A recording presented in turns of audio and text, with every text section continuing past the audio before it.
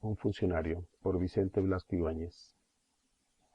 Tendido de espaldas en el camastro y siguiendo con vaga mirada las grietas del techo, el periodista Juan Yáñez, único huésped de la sala de políticos, pensaba que había entrado aquella noche en el tercer mes de su encierro.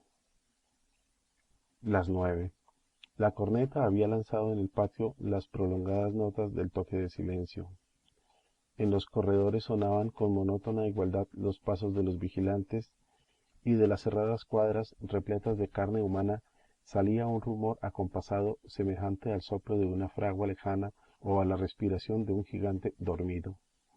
Parecía imposible que en aquel viejo convento, tan silencioso, cuya ruina resultaba más visible a la cruda luz del gas, durmiesen 1000 hombres. El pobre Yáñez, obligado a acostarse a las 9, con una perpetua luz ante los ojos y sumido en un silencio aplastante que hacía creer en la posibilidad del mundo muerto, pensaba en lo duramente que iba saldando su cuenta con las instituciones. Maldito artículo. Cada línea iba a costarle una semana de encierro, cada palabra un día.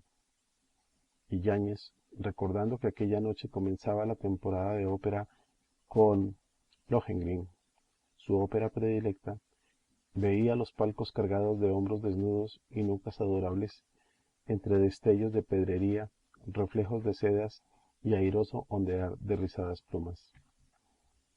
Las 9. Ahora habrá salido el cisne, y el hijo de Parfisal lanzará sus primeras notas entre los siseos de expectación del público, y yo aquí. Cristo, no tengo mala ópera. Sí, no era mala. Del calabozo de abajo, como si provinieran de un subterráneo, llegaban los ruidos con que delataba su existencia un bruto de la montaña, a quien iban a ejecutar de un momento a otro por un sinnúmero de asesinatos. Era un chocar de cadenas que parecía el ruido de un montón de clavos y llaves viejas, y de vez en cuando una voz débil repitiendo: Padre nuestro que estás en los cielos, Santa María, con la expresión tímida y suplicante del niño que se duerme en brazos de su madre, siempre repitiendo la monótona cantinela sin que pudieran hacerle callar.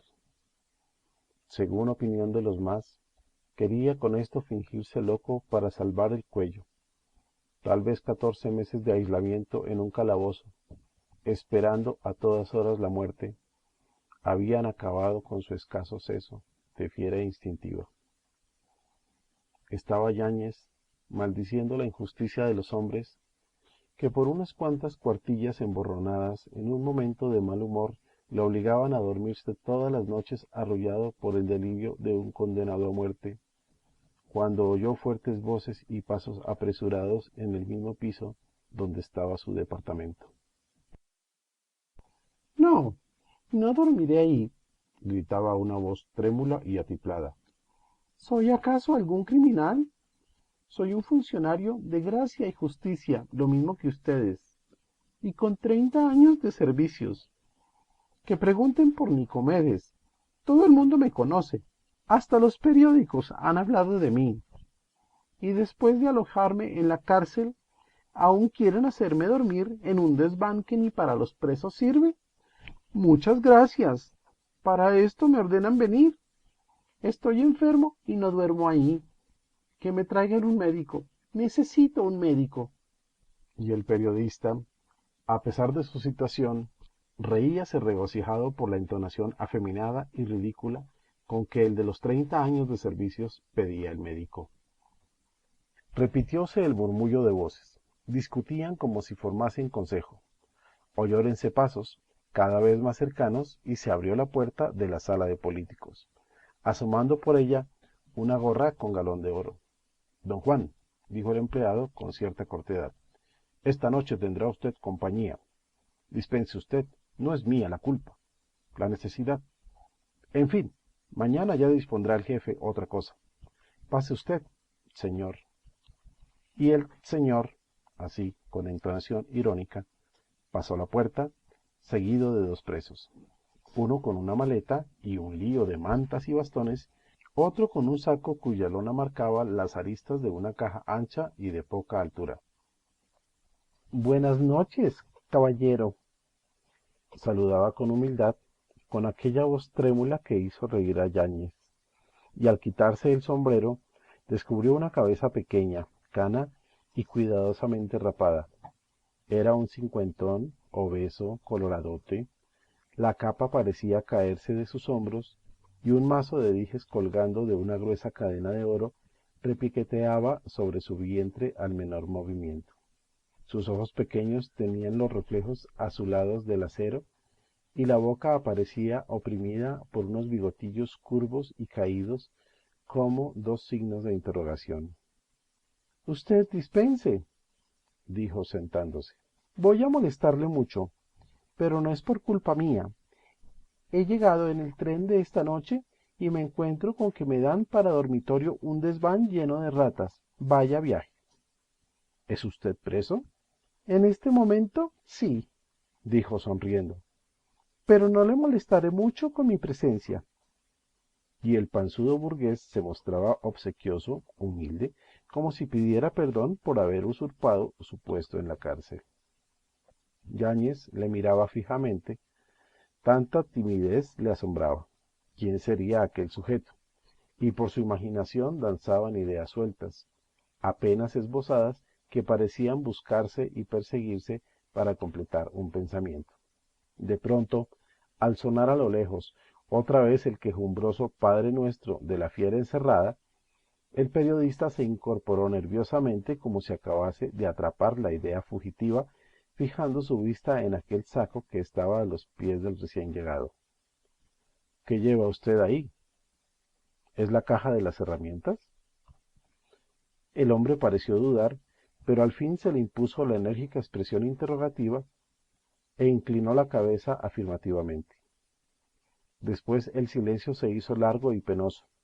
Unos presos colocaban la cama de aquel hombre en un rincón de la sala. Yáñez contemplaba fijamente a su compañero de hospedaje, que permanecía con la cabeza baja, como rehuyendo sus miradas. Cuando la cama quedó hecha y los presos se retiraron, cerrando el empleado la puerta con el cerrojo exterior, continuó el penoso silencio. Por fin, aquel sujeto hizo un esfuerzo y habló. Voy a dar a usted una mala noche, pero no es mía la culpa. Ellos me han traído aquí. Yo me resistía, sabiendo que es usted una persona decente, que sentirá mi presencia como lo peor que haya podido ocurrirle en esta casa. El joven se sintió desarmado por tanta humildad. No, señor, yo estoy acostumbrado a todo, dijo con ironía. Se hacen en esta casa tan buenas amistades que una más nada importa. Además, usted no parece mala persona. Y el periodista, que aún no se había limpiado de sus primeras lecturas románticas, encontraba muy original aquella entrevista y hasta sentía cierta satisfacción. Yo vivo en Barcelona, Continuó el viejo.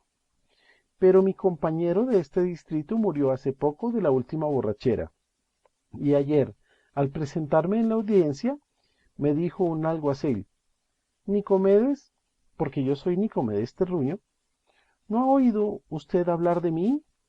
Es extraño. La prensa ha publicado muchas veces mi nombre.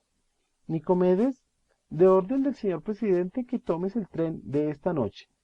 Vengo con el propósito de meterme en una fonda hasta el día del trabajo y desde la estación me traen aquí, por no sé qué miedos y precauciones, y para mayor escarnio me quieren arrojar donde las ratas.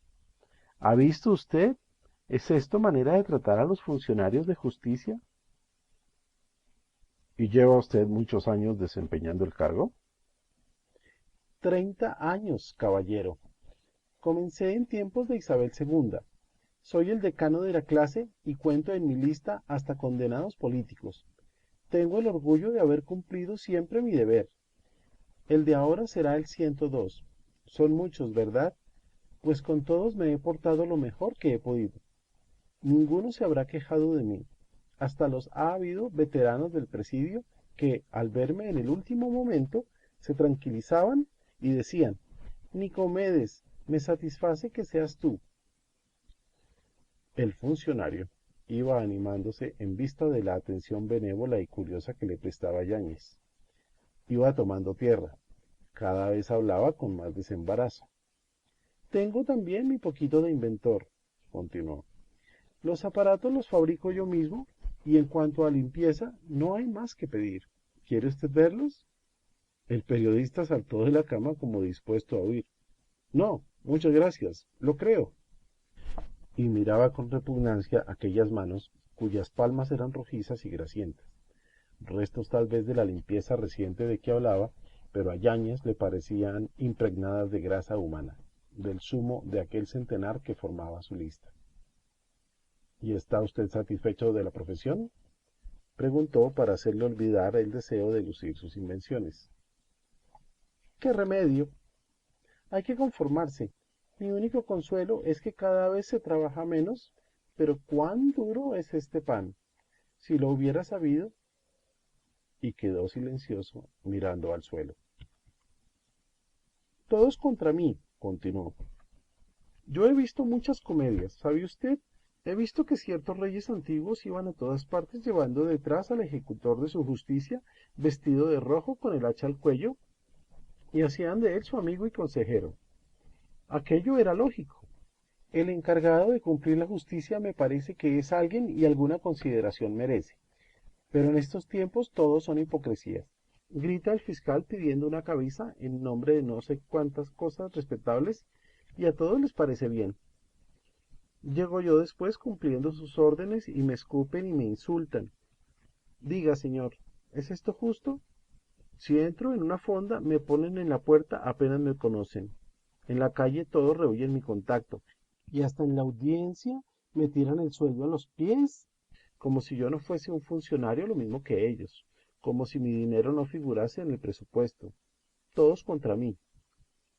Y después, añadió con voz apenas perceptible, los otros enemigos, los otros, ¿sabe usted?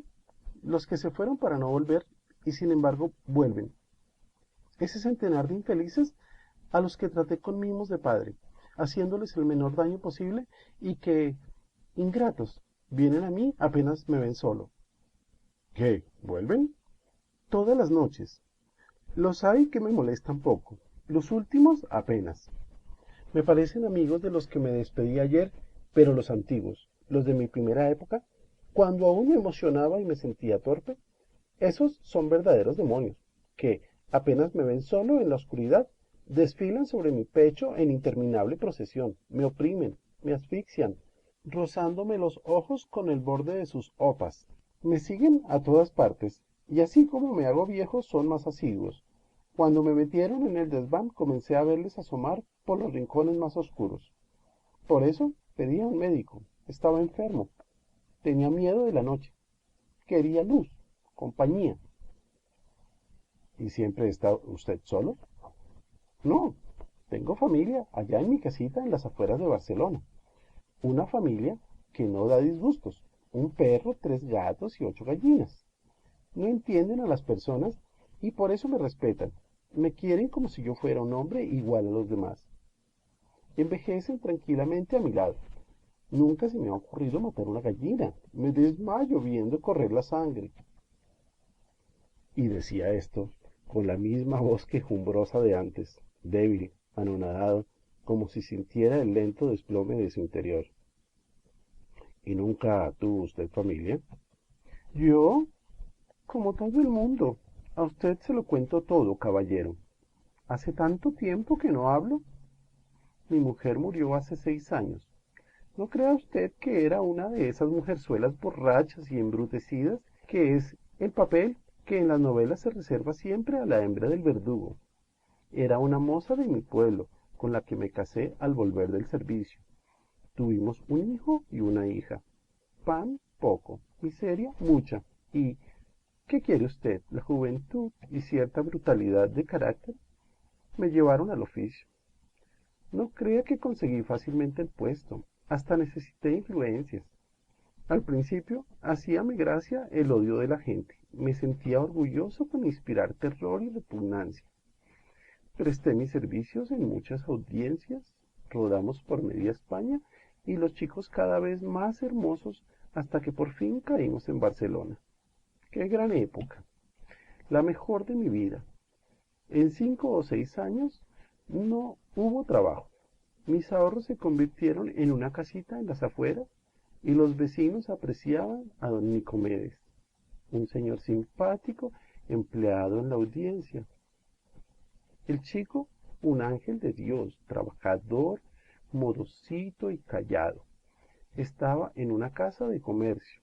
La niña, cuánto siento no tener aquí su retrato.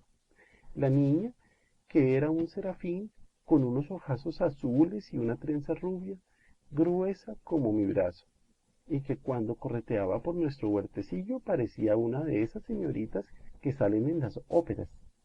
No iba a Barcelona con su madre sin que algún joven viniera tras sus pasos. Tuvo un novio formal, un buen muchacho que pronto iba a ser médico. Cosas de ella y su madre. Yo fingía no ver nada con esa bondadosa ceguera de los padres que se reservan para el último momento. La voz de Nicomedes era cada vez más temblorosa. Sus ojillos azules estaban empañados. No lloraba, pero su grotesca obesidad agitábase con los estremecimientos del niño que hace esfuerzos para tragarse las lágrimas. Pero se le ocurrió a un desalmado de larga historia dejarse coger. Lo sentenciaron a muerte y hube de entrar en funciones cuando ya casi había olvidado cuál era mi oficio. ¡Qué día aquel! Media ciudad me conoció viéndome sobre el tablado y hasta hubo periodistas que, como son peor que una epidemia, usted dispense, averiguaron mi vida, presentándonos en letras de molde a mí y a mi familia como si fuéramos bichos raros y afirmando con admiración que teníamos facha de personas decentes. Nos pusieron en moda, pero qué moda. Los vecinos cerraban puertas y ventanas al verme y aunque la ciudad es grande, siempre me conocían en las calles y me insultaban. Un día, al entrar en casa, me recibió mi mujer como una loca. La niña, la niña. La vi en la cama, con el rostro desencajado, verdoso, ella tan bonita, y la lengua manchada de blanco. Estaba envenenada, envenenada con fósforos y había sufrido atroces dolores durante horas enteras. Callando para que el remedio llegase tarde, y llegó. Al día siguiente ya no vivía. La pobrecita tuvo valor. Amaba con toda su alma al Mediquín y yo mismo leí la carta en la que el muchacho se despedía para siempre por saber de quién era hija. No la lloré. ¿Tenía acaso tiempo? El mundo se nos venía encima. La desgracia soplaba por todos lados. Aquel hogar tranquilo que nos habíamos fabricado se desplomaba por sus 4 ángulos. Mi hijo. También a mi hijo lo arrojaron de la casa de comercio y fue inútil buscar nueva colocación ni apoyo en sus amigos. ¿Quién cruza la palabra con el hijo del verdugo? Pobrecito. Como si a él le hubieran dado a escoger el padre antes de venir al mundo. ¿Qué culpa tenía él, tan bueno, de que yo lo hubiese engendrado? Pasaba todo el día en casa, huyendo de la gente en un rincón del huertecillo, triste y descuidado desde la muerte de la niña. ¿En qué piensas, Antonio? Le preguntaba. Papá, pienso en Anita. El pobre me engañaba. Pensaba en él, en lo cruelmente que nos habíamos equivocado, creyéndonos por una temporada iguales a los demás y cometiendo la insolencia de querer ser felices.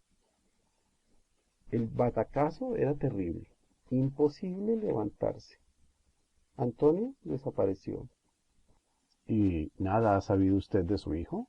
Dijo Yáñez, interesado por la lúgubre historia. Sí, a los 4 días lo pescaron frente a Barcelona. Salió envuelto en redes, hinchado y descompuesto. Usted ya adivinará lo demás. La pobre vieja se fue poco a poco, como si los chicos tirasen de ella desde arriba, y yo, el malo, el empedernido, me he quedado aquí solo, completamente solo, sin el recurso siquiera de beber, porque si me emborracho, vienen ellos, sabe usted, ellos, mis perseguidores, a enloquecerme con el aleteo de sus jopas negras, como si fuesen enormes cuervos, y me pongo a morir. Y sin embargo no los odio, infelices, casi lloro cuando los veo en el banquillo. Otros son los que me han hecho mal. Si el mundo se convirtiera en una sola persona, si todos los desconocidos que me robaron a los míos con su desprecio y su odio tuvieran un solo cuello y me lo entregaran, ¡ay, cómo apretaría, con qué gusto! Y hablando a gritos, se había puesto de pie, agitando con fuerza sus puños, como si retorciese una palanca imaginaria. Ya no era el mismo ser tímido, panzudo y quejumbroso. En sus ojos brillaban pintas rojas como salpicaduras de sangre. El bigote se erizaba y su estatura parecía mayor, como si la bestia feroz que dormía dentro de él, al despertar, hubiese dado un formidable estirón a la envoltura. En el silencio de la cárcel resonaba cada vez más claro el doloroso canturreo que venía del calabozo. Padre nuestro que estás en los cielos. Don Nicomedes no lo oía. Paseaba furioso por la habitación, conmoviendo con sus pasos el piso que servía de techo a su víctima. Por fin se fijó en el monótono quejido. ¿Cómo canta ese infeliz?, murmuró. ¿Cuán lejos estará de saber que estoy yo aquí, sobre su cabeza? Se sentó desalentado y permaneció silencioso mucho tiempo, hasta que sus pensamientos, su afán de protesta, lo obligaron a hablar. Mire usted, señor, conozco que soy un hombre malo y que la gente debe despreciarme, pero lo que me irrita es la falta de lógica. Si lo que yo hago es un crimen, que supriman la pena de muerte y reventaré de hambre en un rincón como un perro. Pero si es necesario matar para tranquilidad de los buenos, entonces, ¿por qué se me odia? El fiscal que pide la cabeza del malo nada sería sin mí, que obedezco. Todos somos ruedas de la misma máquina. Y vive Dios, que merecemos igual respeto, porque yo soy un funcionario con 30 años de servicios. Fin de Un funcionario.